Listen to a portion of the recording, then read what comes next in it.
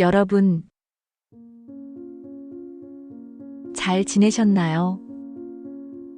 오늘 이 시간 우리는 부처님께서 남기신 지혜 중에서도 가장 근본이 되는 가르침, 무상의 진리를 함께 배우고자 합니다. 부처님께서는 열반에 드시기 직전 제자들에게 마지막 당부를 남기셨습니다. 형성된 모든 것은 반드시 변하고 소멸한다. 게으르지 말고 정진하라. 이 말씀은 짧지만 2500년이 지난 오늘날까지도 여전히 큰 울림을 줍니다. 왜냐하면 우리가 살아가는 삶 자체가 끊임없이 변화하고 있기 때문입니다. 여러분도 아마 느끼셨을 겁니다. 어느 날 거울 속에 내 얼굴을 보며 언제 이렇게 세월이 흘렀을까 하고 놀란 적, 건강하다 믿었는데 갑자기 몸이 무너져 병원을 찾게 된 적, 오랜 시간 애써 쌓아온 것이 단 하루 만에 무너져 허탈했던 순간들. 이런 순간들이 바로 부처님께서 깨달으신 진리, 무상을 우리가 직접 체험하는 자리입니다. 그렇다면 무상이란 단순히 모든 것이 허무하다라는 뜻일까요? 아닙니다. 무상은 우리에게 지금 이 순간을 더욱 귀하게 살라는 깨우침입니다. 모든 것이 변하기 때문에 지금 만나는 이 순간이 다시는 돌아오지 않는 소중한 인연이 되는 것이지요. 오늘은 두 가지 고사를 통해 무상을 배우고자 합니다. 옛 중국에서 전해 내려오는 세옹지마와 북송시대 대문호 소동파의 일화인 일장춘몽입니다. 이 두 이야기를 통해 인생의 변화무쌍함 속에서 어떻게 평정심을 지킬 수 있는지, 또 어떻게 진정한 평화를 찾을 수 있는지를 함께 살펴보겠습니다. 먼저 세옹지마 이야기입니다. 중국 북방의 변방에 세옹이라 불리는 노인이 살고 있었습니다. 어느 날 그가 기르던 말이 도망쳐버렸습니다. 마을 사람들이 모두 위로하며 말했습니다. 참 안 됐습니다. 그 좋은 말을 잃으시다니 마음이 얼마나 허전하시겠습니까? 하지만 세옹은 담담히 대답했습니다. 이 일이 어찌 복이 되지 않겠는가. 며칠 뒤 도망갔던 말이 다시 돌아왔습니다. 그런데 혼자만 온 것이 아니라 준마 한 마리를 데리고 왔습니다. 사람들이 놀라며 축하했습니다. 세옹님, 정말 큰 복을 받으셨습니다. 한 마리를 잃었는데 두 마리가 되었으니 이보다 더 좋은 일이 어디 있겠습니까? 그러나 세옹은 이번에도 말했습니다. 이 일이 어찌 화가 되지 않겠는가.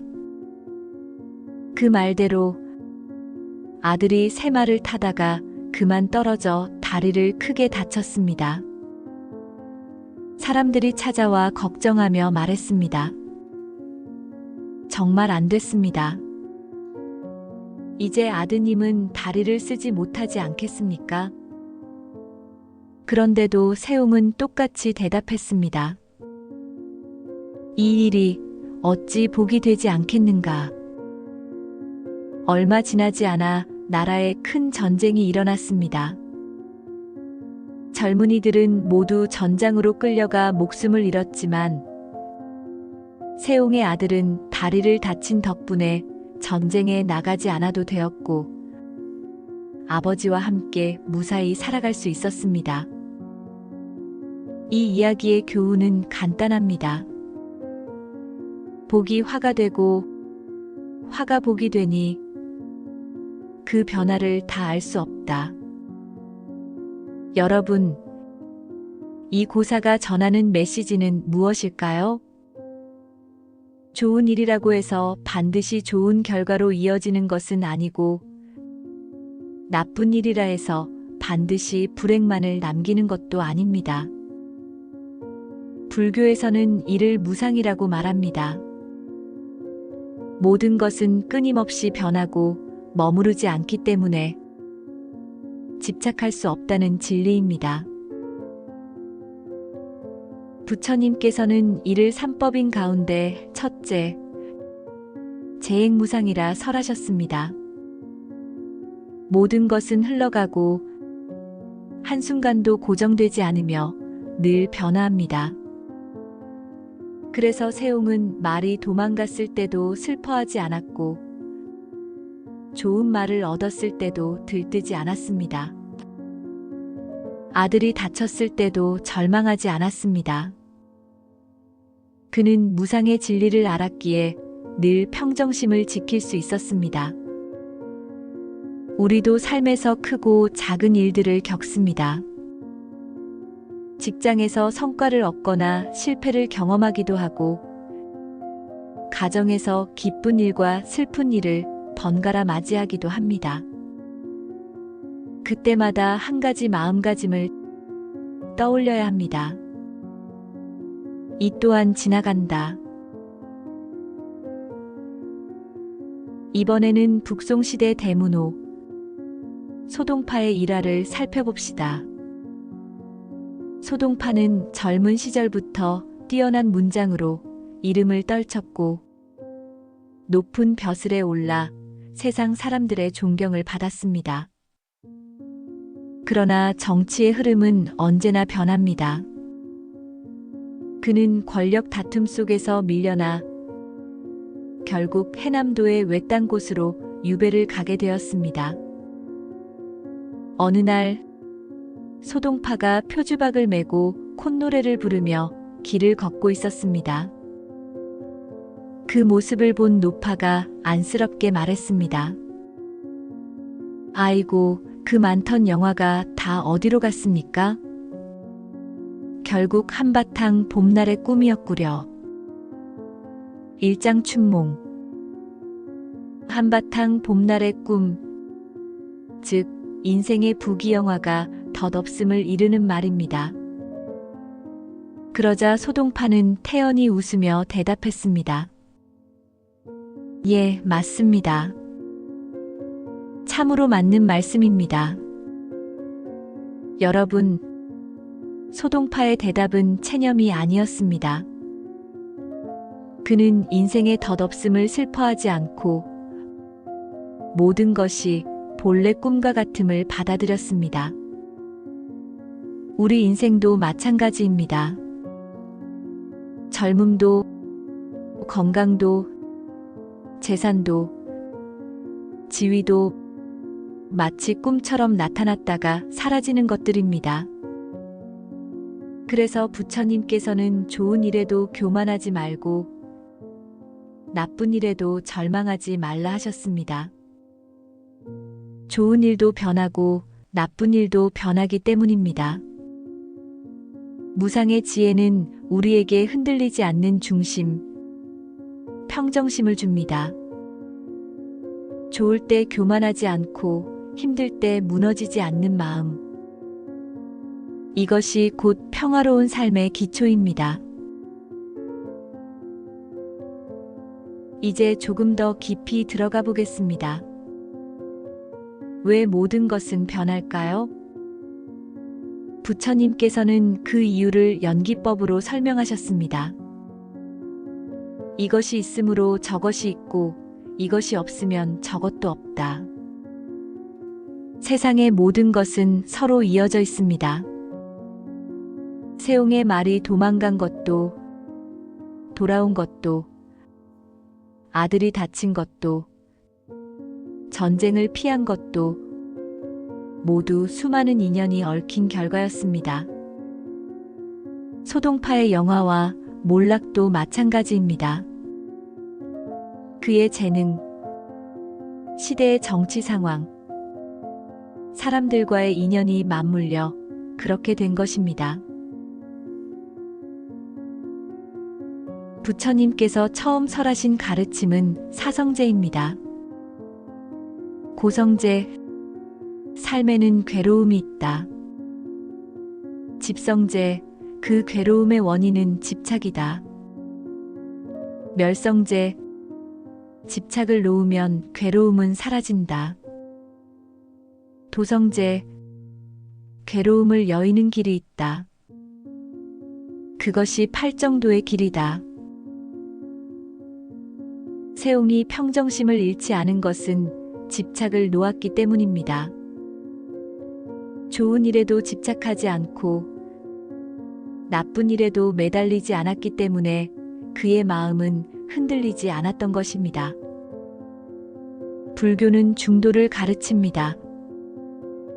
좋은 일에도 지나치게 들뜨지 않고 나쁜 일에도 깊이 절망하지 않는 것. 그것이 균형 잡힌 삶, 중도의 길입니다. 또한 관세음보살의 자비도 무상에서 비롯됩니다. 모든 것이 변하기 때문에 괴로움도 변하고 고통도 희망으로 바뀔 수 있습니다. 그렇기에 자비는 의미 있고 희망은 가능해집니다. 부처님께서는 무상이 허무가 아니라 오히려 지금 이 순간을 소중히 살라는 가르침이라고 말씀하셨습니다. 이제 잠시 눈을 감고 무상관 명상을 해봅시다. 들이쉬는 숨, 내쉬는 숨은 매번 다릅니다. 몸의 감각도 마음의 상태도 모두 흘러가며 머무르지 않습니다. 이 모든 것을 직접 체험하는 것이 바로 무상관 명상입니다.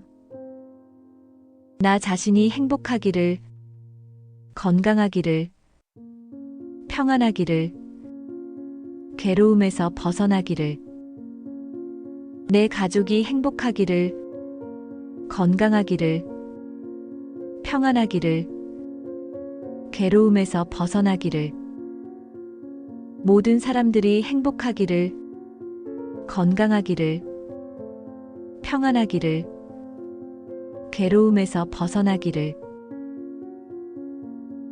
인생사 세옹지마.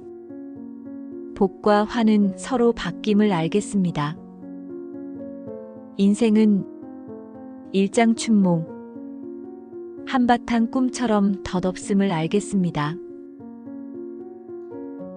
좋은 일에 교만하지 않고 나쁜 일에 절망하지 않겠습니다. 지금 이 순간을 소중히 여기며 자비와 감사의 마음으로 살겠습니다.